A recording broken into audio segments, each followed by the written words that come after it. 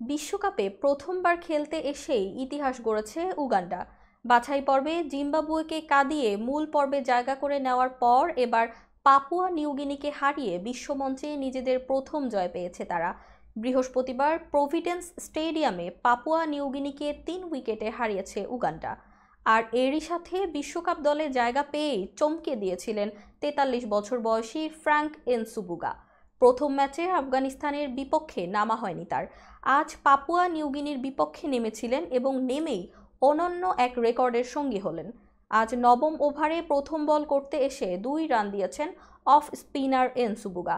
নিজের দ্বিতীয় ওভারের দ্বিতীয় বলটি যখন চার্লস আমিনিকে ফাঁকি দিয়ে লেগ স্ট্যাম্পে আঘাত হানল, তখনই রেকর্ড বই নিয়ে নাড়াচাড়া করতে হলো। মাত্র দ্বিতীয় বোলার হিসেবে 43 পেরিয়ে যাওয়ার পর টি-20 বিশ্বকাপে উইকেট পেলেন এনসুবুগা।